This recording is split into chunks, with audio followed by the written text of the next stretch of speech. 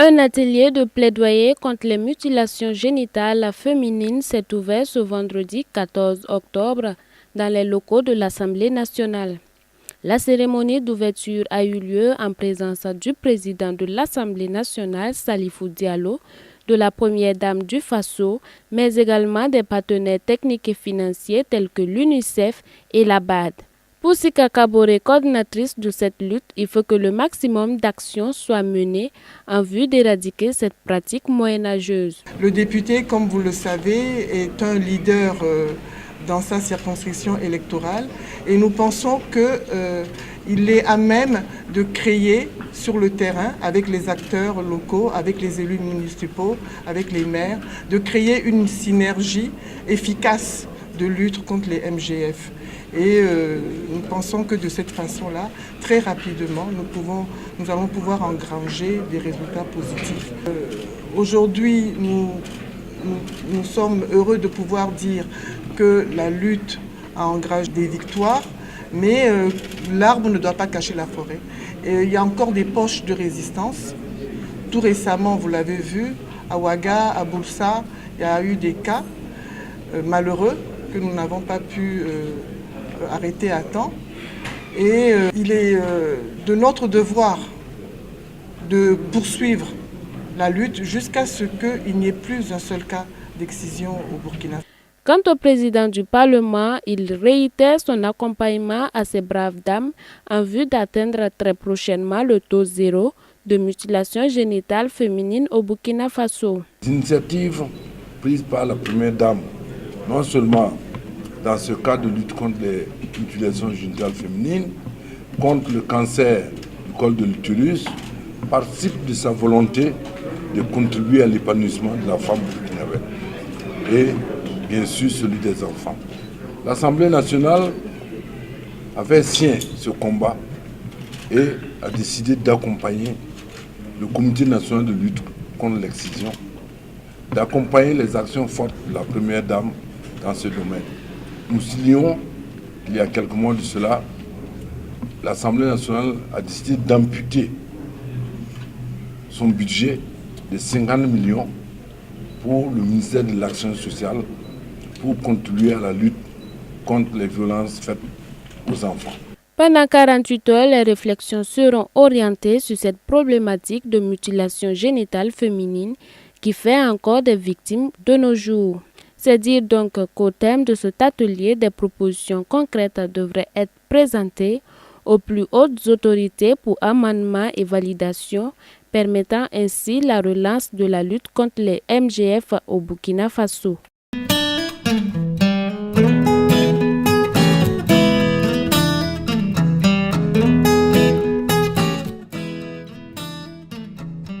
Du 11 au 13 octobre 2016, le président de l'ONG internationale suédoise Diakonia, accompagné de son directeur Afrique, a effectué une visite d'amitié et d'échange au Burkina Faso. L'objet de cette visite était de reconnaître et saluer la marche historique et irréversible du peuple burkinabé vers une démocratie consolidée, bâtie sur des valeurs cardinales, mieux par une participation à haute intensité citoyenne et encadrée par des institutions et des règles démocratiques. La visite du président lui a permis de rencontrer et d'échanger à bâton rompu avec le président du Faso, le président de l'Assemblée nationale, le contrôleur général d'État, le président de la commission constitutionnelle, les partenaires techniques et financiers, les organisations de la société civile et en discutant avec des détenteurs de droits comme les filles vulnérables du centre de formation initiation aux métiers féminins CEFIAM. And then to come to Burkina Faso, it gives me hope for the rest of the world. Et ma venue au Burkina Faso me donne beaucoup d'espoir pour le reste du monde. There are always possibility to change in a peaceful way, and Burkina is a very good example of that. Il y a toujours une possibilité pour contribuer au changement dans la paix et le Burkina Faso constitue un exemple exceptionnel. During, as said in this statement, during these days we have met people at all levels in the Burkina society. Comme je l'ai dit dans le discours qui vient d'être présenté, au cours de nos échanges, j'ai vraiment eu l'opportunité de rencontrer beaucoup de gens au Burkina.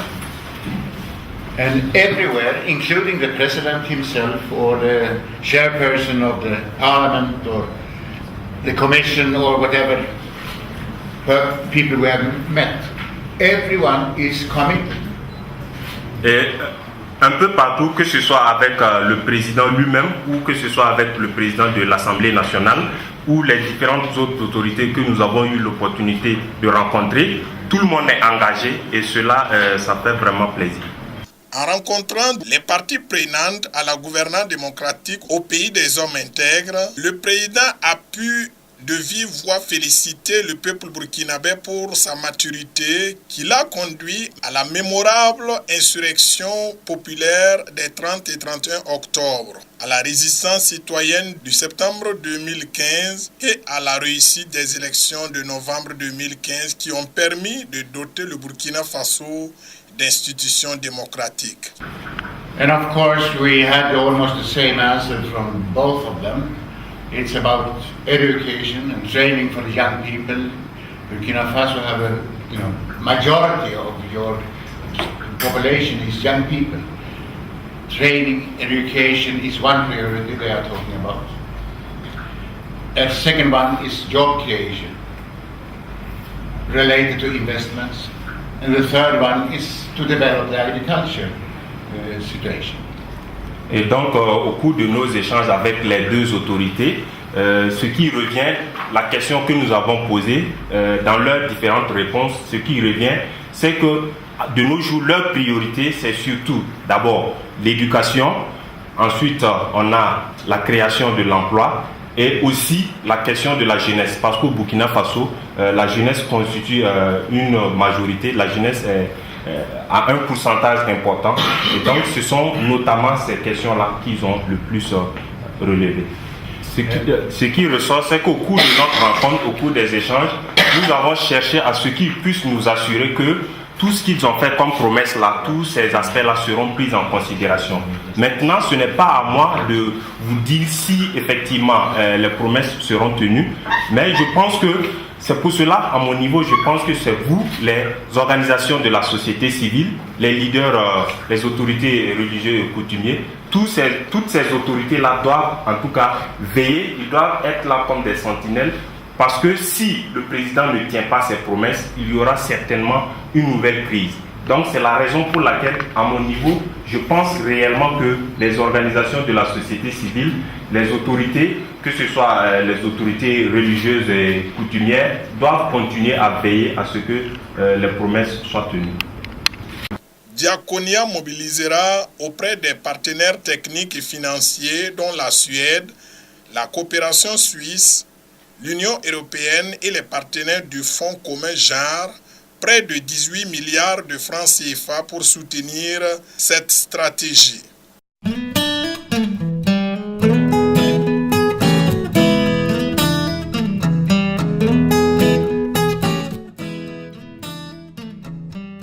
Du 10 au 13 octobre 2016 s'est tenu à Ouagadougou un atelier de plaidoyer des médiateurs des pays membres de l'UEMOA.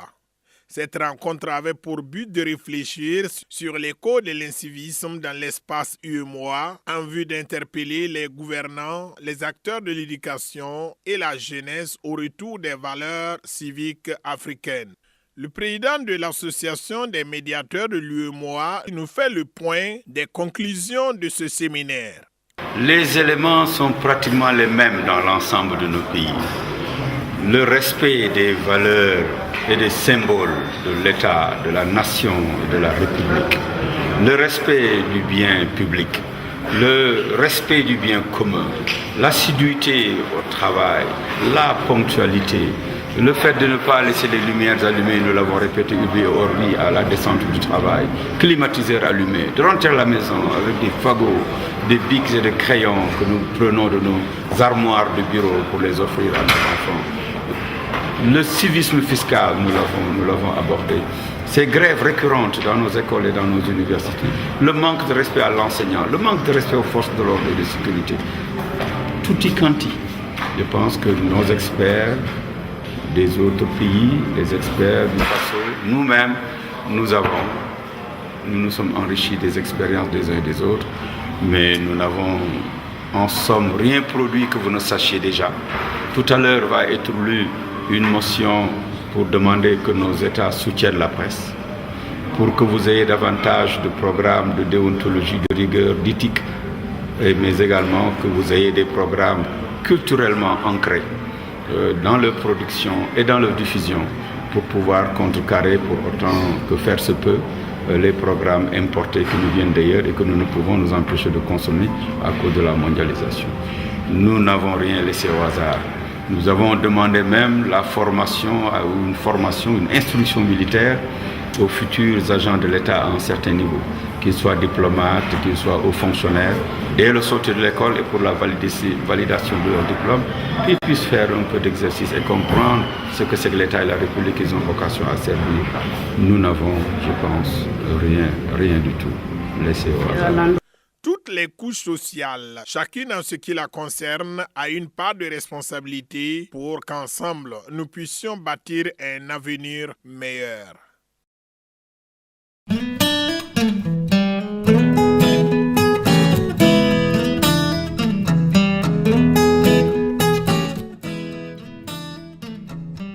L'Assemblée générale des Nations unies, dans sa résolution 4202 du 17 décembre 1985, a désigné le premier lundi du mois d'octobre comme Journée mondiale de l'habitat. Au Burkina Faso, la commémoration de cette journée a été marquée par un panel qui a permis à l'ensemble des acteurs et spécialistes du secteur de l'urbanisme et de l'habitat d'avoir des échanges fructueux et constructifs autour des préoccupations que sont l'évolution de l'habitat au Burkina Faso, la problématique d'accès au logement dans les villes, les principaux enseignements des initiatives et programmes publics de production de logements passés, le financement de l'habitat social, enjeux, défis et perspectives, les solutions pour l'amélioration des conditions d'accès au logement décent à toutes les catégories socio-professionnelles du pays.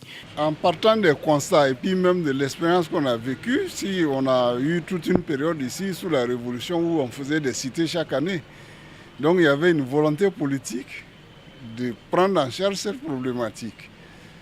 Et ces efforts-là ont été abandonnés à un moment donné, mais aujourd'hui, les autorités réaffirment cette volonté de remettre la dynamique de production de logements au cœur des préoccupations. Et c'est ce qui ressort donc du programme du président du Faso et que le ministère a traduit donc à travers l'élaboration d'un programme de 40 000 logements à l'horizon du programme présidentiel, donc 2016-2020.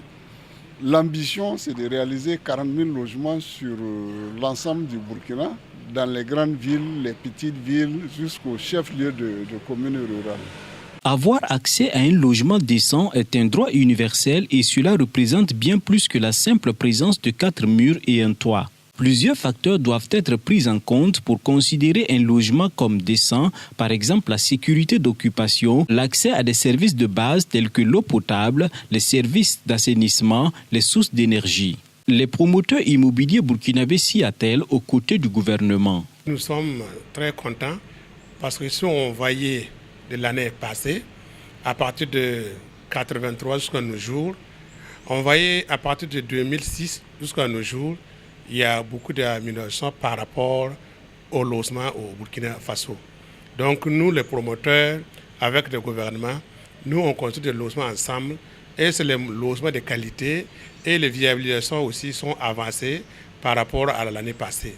Donc nous, les promoteurs, en tout cas, nous, on est contents par rapport à ça et nous, on demande toujours à l'État de continuer et puis viabiliser les zones pour que les populations puissent être heureuses dans leur famille. Cette année, le thème choisi est l'habitat au centre, autrement dit, l'habitat d'abord. Pour les Nations Unies, c'est une invite au gouvernement et à la communauté internationale en général à placer l'habitat, à savoir le logement et son environnement immédiat, tels les voiries, les équipements, les services publics, les espaces de jeux et de loisirs, au cœur de nos réflexions, nos priorités et nos actions.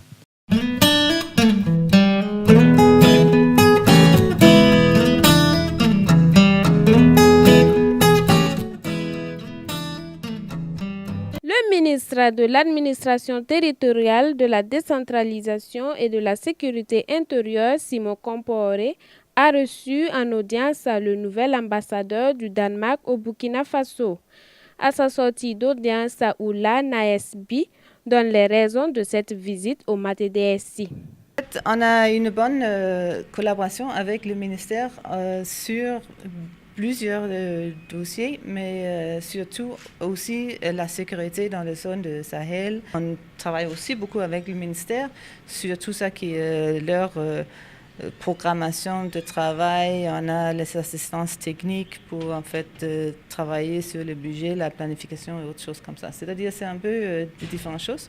Nous sommes aussi en train de commencer de faire 50 épisodes télévisuels sur aussi la police citoyenne. Ça va être monté sur la télévision burkinabé pour aussi informer la population sur des dossiers de sécurité et de droits et tout ça.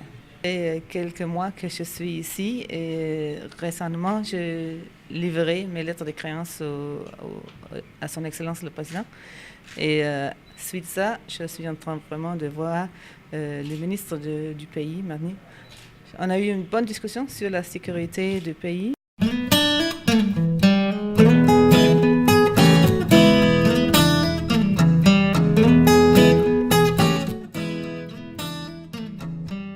La question des collectivités territoriales était au cœur d'une conférence de presse qui s'est tenue ce jeudi 13 octobre au compte du ministère en charge de l'administration territoriale. Il s'est agi pour les conférenciers de présenter aux hommes de médias le niveau qu'a atteint les revendications des agents des collectivités territoriales qui leur ont été préalablement adressées. Cette conférence de presse est relative au mouvement d'humeur qu'on constate au sein des agents des collectivités territoriales, relative à la lecture de la loi 027 portant régime juridique applicable aux emplois et aux agents des collectivités territoriales et à la prise des décrets en faveur de la police municipale adoptés par le Conseil des ministres du 28 septembre 2016. L'adoption de ces décrets, ce ne sont pas de nouveaux décrets en fait. C'est des décrets qui ont été adoptés depuis 2013 en faveur des agents de la police municipale. Et malheureusement, à l'adoption, il y a une erreur qui s'est glissée parce qu'à l'époque, le point indiciaire était de 2331 et qui approchait par décret le point indiciaire de 2220. Et maintenant, à l'adoption de ces tests, l'erreur s'est glissée. On a conservé toujours le point indiciaire 2220 en faveur d'une catégorie de la police municipale, notamment la catégorie 2. Donc les différents tests adoptés ont eu pour objet vraiment de réparer ce préjudice-là qu'on causait à cette catégorie. C'est une relecture tout simplement. Et notons que ça n'a pas de rapport avec la relecture de la loi 027. C'est une action parallèle qui a permis de juste relire pour quand même ne pas brimer la catégorie D. Un projet de loi est donc en cours d'examen en vue de répondre aux différentes revendications de ces agents des collectivités territoriales.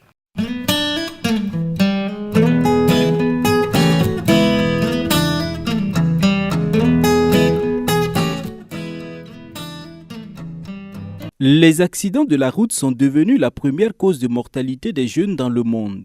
Au Burkina Faso, le taux de mortalité lié aux accidents est parmi les plus élevés avec chaque jour en moyenne 13 personnes tuées sur la route et des centaines de blessés. Une situation préoccupante qui a conduit le Bureau d'études en santé publique burkinabé à initier un forum africain pour la sécurité routière. Face à la presse, le comité d'organisation a donné les grandes lignes de cet événement. Les accidents au niveau mondial, le nombre de morts sur les routes a plutôt tendance à être stabilisé. Mais en Afrique, malheureusement, c'est en Afrique que l'on enregistre le plus de décès sur les routes. Alors que paradoxalement, c'est sur ce continent-là qu'il y a le moins de véhicules en circulation et le moins de kilomètres de route par habitant. Donc on a vraiment un problème majeur en Afrique sur ce sujet-là et tout le monde n'est pas vraiment au courant de ça. Et notre point de vue, c'est qu'il faut vraiment qu'on réagisse à cette question-là et qu'on prenne des mesures politiques, techniques, qu'on fasse respecter les lois, qu'on fasse respecter la réglementation, qu'on améliore nos routes, qu'on améliore nos véhicules, mais qu'aussi et surtout on fasse changer les comportements. Et changer les comportements, ça passe par tout un chacun, par moi, par vous, par lui, par elle. Quand on sort sur la route en moto, il faut mettre un casque parce qu'on voit qu'à Ouagadougou, 40% des accidentés sont blessés à la tête et que les conséquences de ces blessures peuvent être extrêmement graves. Donc le casque, la ceinture, respecter les règles du code de la route, respecter les feux. C'est paradoxalement au centre-ville de Ouagadougou, là où il y a des feux tricolores, qu'il y a le plus d'accidents. C'est pas normal. Il faut qu'on arrive à trouver des solutions pour se sortir de cette situation parce que c'est trop de vies gâchées. Donc, les accidents, il y en a marre. C'est pourquoi nous faisons ce forum pour la sécurité routière. Le FASER 2016 réunira 250 experts, acteurs de terrain et décideurs politiques de plusieurs pays autour des questions de sécurité routière en Afrique. Le thème du Forum africain pour la sécurité routière de cette année, deuxième édition, c'est la gouvernance, le financement, comment on peut trouver les moyens d'investir dans la sécurité routière et par quels efforts, quelles priorités on doit intervenir dans ce domaine pour changer les choses. Le slogan de notre forum, c'est « Les accidents, il y en a marre ». On trouve que c'est plus possible que autant de vies soient perdues sur les routes, tout simplement parce que les comportements ne sont pas corrects, la formation des jeunes n'est pas correcte en matière de compréhension du code de la route et de compréhension des règles, le comportement des usagers n'est pas correct, on a des routes et des infrastructures qui sont parfois dégradés, on a des véhicules qui circulent qui ne sont pas de bonne qualité. Tous ces éléments-là jouent et on a aussi des difficultés à prendre en charge les blessés ils arrivent dans les structures sanitaires. Tous ces éléments-là, on doit agir sur tous ces facteurs pour avoir un impact et réduire la mortalité sur les routes. Et c'est très important parce que, évidemment, ça sauve des vies. Ça sauve des vies de personnes actives, de personnes qui sont des soutiens de famille. Ça évite la ruine des familles. Et ça a aussi un rôle important et un impact très important sur l'économie de nos pays. Puisqu'on estime que c'est 1 à 2 points de PIB, de produit intérieur brut, qui est gâché à cause de ces accidents de la route. En dehors des journées scientifiques, les organisateurs du FASER 2016 comptent installer le village de la sécurité routière qui se tiendra du samedi 15 au dimanche 16 octobre à la place de la Nation. Espace de rencontre, d'exposition, de découverte et de sensibilisation, ce cadre est ouvert au grand public qui aura droit, en plus des activités ludiques, à un concert avec des artistes locaux.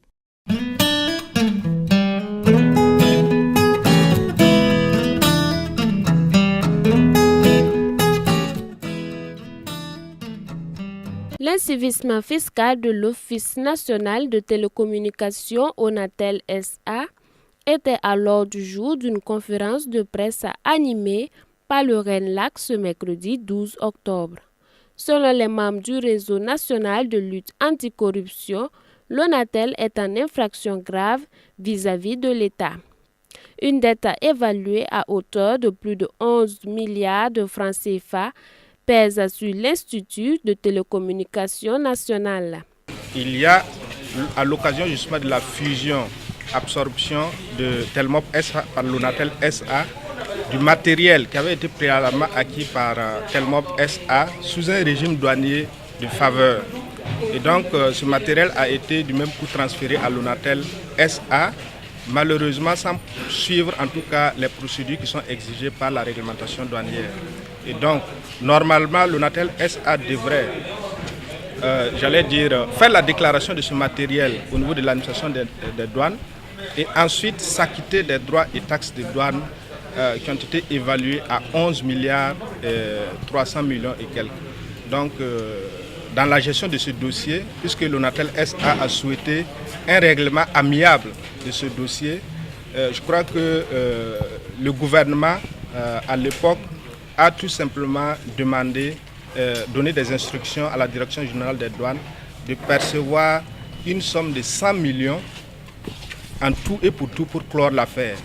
Et donc, quand on sait que les droits et taxes des douanes ne sont pas du tout négociables, il n'avait qu'à tout simplement s'acquitter de ces droits et taxes des douanes. Et deuxièmement, puisque les faits qui sont reprochés à l'ONATEL SA sont constitutifs d'infractions au niveau des textes de la douane. Donc normalement, il y a des sanctions qui devraient être prononcées. Et je crois que si on s'en tient rien qu'aux sanctions en termes de peine d'amende, je crois que l'État est en droit d'exiger de l'ONATEL SA une somme d'environ 70 milliards. Le préjudice subi par l'État est grand, l'ont souligné les acteurs de la lutte anticorruption. Cependant, ils recommandent certaines mesures qui pourraient ramener la situation à la normale. À tous ces manquements et irrégularités, le RENAC a conformément à sa mission d'œuvrer pour une garantie de la bonne moralité et de la transparence dans la gestion de la chose publique, adressé une saisine au ministre de l'économie, des finances et du développement le vendredi 30 septembre 2016 pour demander la prise des mesures suivantes. Premièrement, la perception des droits et taxes de douane évalués à 11 milliards 317 919 506 francs CFA, dont le non-acquittement a été constaté par l'administration douanière dans le cadre des investigations menées courant 2014 et 2015. Deuxièmement, un contrôle complémentaire à l'ONATEL SA en vue d'inventorier de manière aussi exhaustive que possible les biens et équipements admis en franchise pour le compte de Telmop SA de 2006 à 2011, en vue d'évaluer l'ampleur exacte du préjudice subi par l'État burkinabé en termes de droits et taxes de douane non acquittés. Troisièmement, la prise de sanctions dissuasives à l'encontre de l'ONATEL SA pour les infractions douanières en cours conformément aux textes douaniers. Quatrièmement, l'élucidation du rôle des différents acteurs dans cette gestion scandaleuse du litige et la prise de sanctions appropriées à leur encontre. Et enfin, cinquièmement, la réalisation diligente de contrôles similaires dans les autres sociétés de téléphonie mobile existantes sur le territoire national en vue de s'assurer du respect par celles-ci des obligations douanières et fiscales dans le cadre de leurs activités. En somme, cette rencontre avec les hommes de médias a été mise à profit par le RENLAC pour sonner de la cloche concernant cette affaire de fraude fiscale de l'ONATEL SA où certains dignitaires du pays sembleraient être impliqués.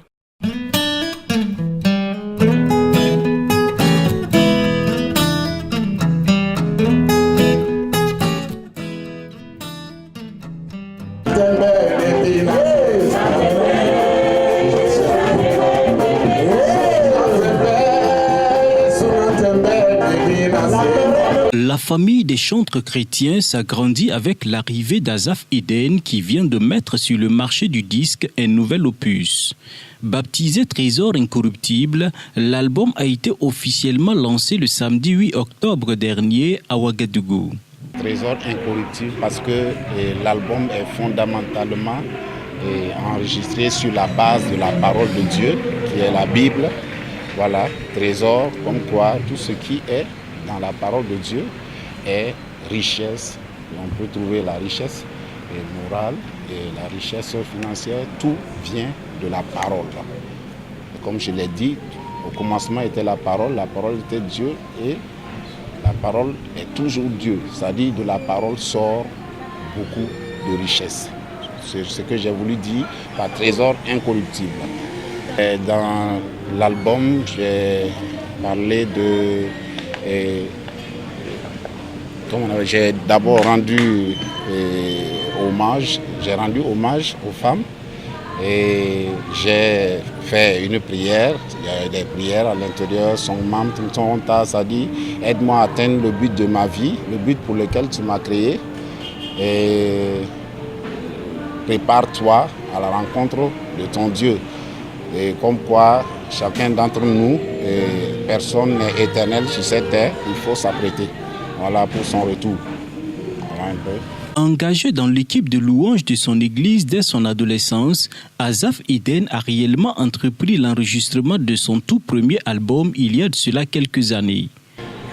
Et je peux dire que par la grâce de Dieu, les choses se sont passées et selon que Dieu nous a conduits, parce qu'on ne peut pas dire que tout a été comme sur des roulettes.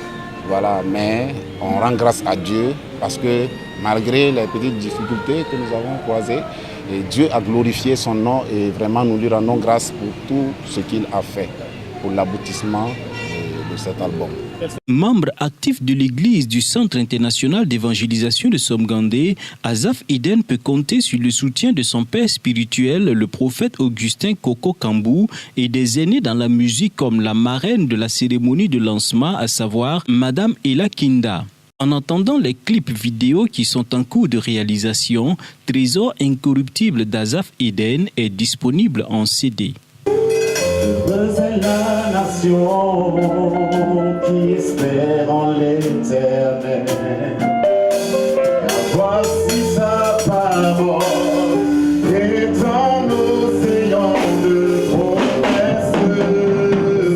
Ta parole, je m'enfiler, comme le pécheur jette son filet dans les océans.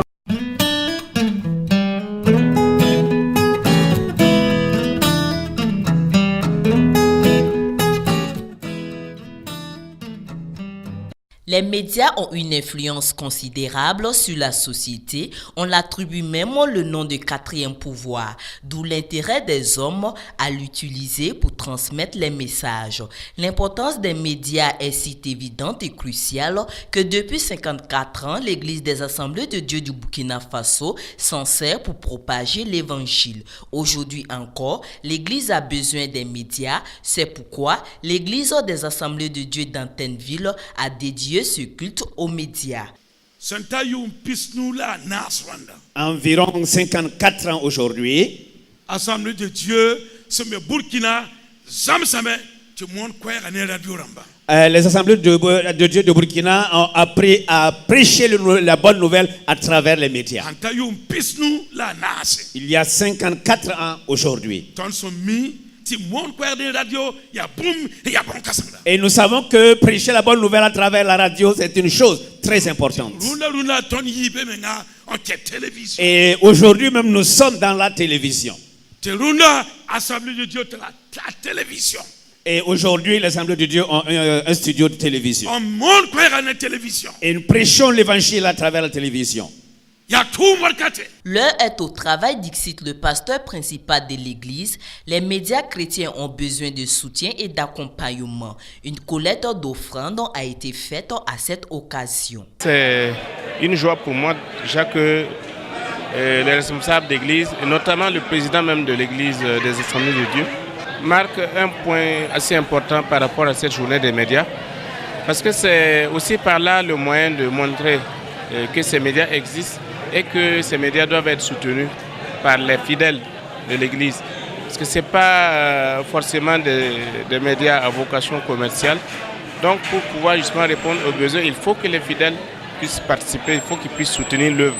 Parce que c'est une œuvre assez gigantesque, une autre vivable, je dirais. Parce que l'objectif principal, c'est quoi? C'est amener des âmes à Christ. De nos jours, les médias de façon générale et ceux chrétiens en particulier font face à d'énormes défis. Nous sommes en train d'évoluer vers une télévision numérique terrestre. Et ça va peut-être se passer entre fin 2016, peut-être début 2017. Et on pourra justement couvrir l'ensemble des provinces de notre pays. La première année sera entièrement gratuite. Mais après un an, il faudra payer des millions. Voilà, parce que je crois que ça va tourner autour de 100 millions. Donc ça, c'est un grand défi pour l'Église. Parce que si après un an, nous revenons encore à Ouagadougou seulement, ce sera une honte pour notre Église. Aujourd'hui, vous ne pouvez pas vous faire voir ou vous faire progresser une œuvre sans les médias. Et souvent, nous avons tendance à voir que les médias sont un peu négligés parce qu'on croit que les médias ne produisent pas, ne font pas de bénéfices. Mais les médias font plus que ce que les bénéfices peuvent être. Je crois que notre prière est que les chrétiens comprennent la nécessité de s'impliquer pour qu'il y ait des moyens suffisamment pour répondre aux besoins des médias à tous les niveaux. Le pasteur Michel, qui est aussi le président du Conseil général des Assemblées de Dieu du Burkina Faso, a exhorté l'Assemblée à mettre la main à la pâte. Mais le responsable de la télévision, quand il a pris la parole,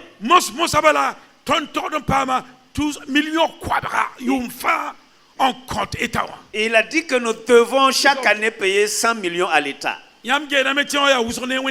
Croyez-vous que cela est élevé pour Dieu? Croyez-vous que les assemblées de Dieu sont capables ou incapables? Je vous ai dit, je vous le répète, nous n'allons plus quémander nulle part. Que celui qui veut aide, que celui qui veut laisse. Dieu nous a dit d'aller. Le peuple de Dieu doit toujours progresser avec le Seigneur Jésus-Christ, car Christ avec nous est synonyme de solution à tous nos problèmes, commenta l'orateur du jour. Et selon les statistiques de 2006, seuls 4,2% de la population burkinabé est protestante, donc encore 95,8% attendent d'être sauvés. Et comme dit l'orateur, que chacun prenne sa poutre.